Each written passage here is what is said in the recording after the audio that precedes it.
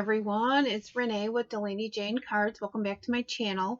I normally would have a card video going up, but that got delayed a little bit, so I thought I would take a couple of minutes and show you how I maintain my Copic markers. If you follow me on Instagram, you know that I got in a bunch of refills yesterday and that I've been working on a project that I'm coloring a bunch of elephants.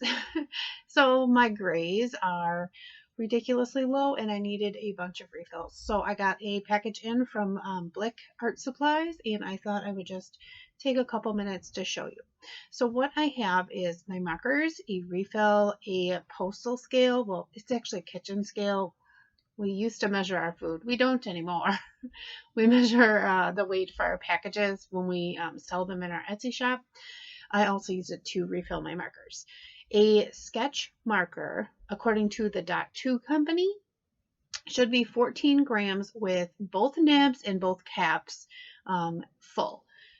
I did fill them all to approximately 14 grams. I mean, I did more than what I will show you here. However, when I get my markers to 14 grams, like up to 14 grams, I find that they leak a lot more. So 13 grams or a little bit over 13 grams seems to be like my perfect number for them. Now I do have this giant, well, it's not really giant, a large bottle of colorless blending solution.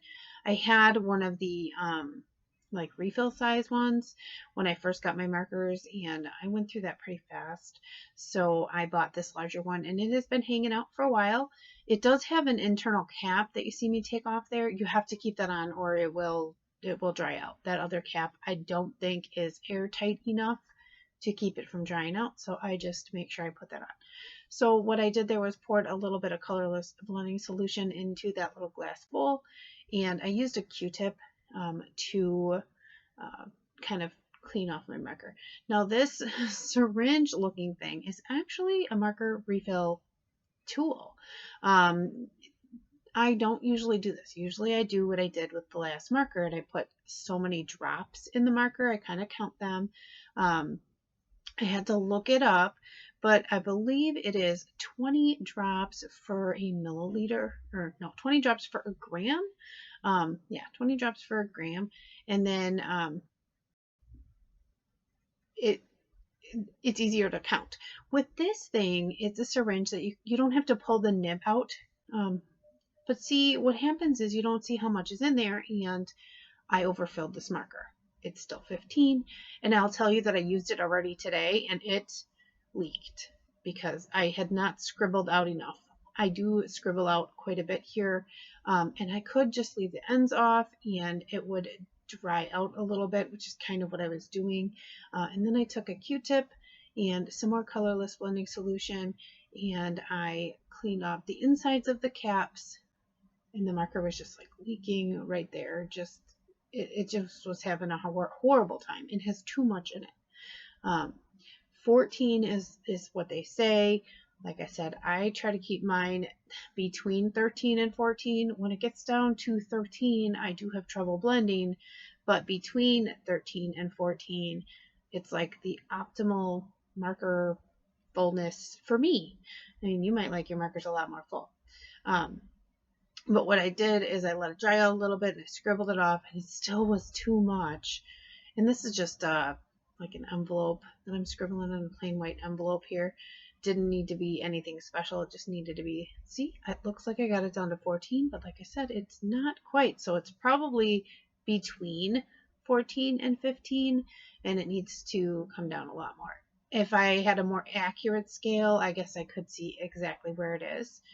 So then I just cleaned up the marker and I put the cap back on the colorless blender solution, but that's not what I wanted to do. I wanted to clean up this tool that I had here.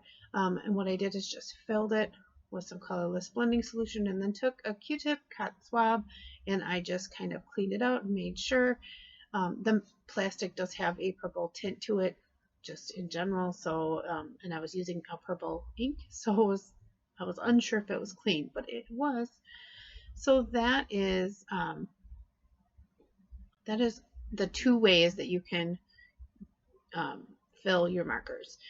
I prefer the drops because I can count the drops. If I think it's getting close, I can put 5 drops in and then put the chisel tip back in and, put it on my scale. They also have a tool so you don't have to grab the chisel tip with your fingers, which I guess would be really nice. I did have ink all over my fingers and needed to clean that up. It's no big deal really. And here I was just adding the drops to my marker, and it was 14, and that was perfect. So it just allows me to count. I try to count in tens. It makes things a little bit quicker for me to go ahead and fill them like that than using that tool where I would have to clean it between each color. And this is how I store my refills. It's like I don't even know what it is. It's like a kitchen organizer thing for like seasoning packets. I don't know. They fit in there nicely, and I don't have a ton of them. I really just have the ones I use most. And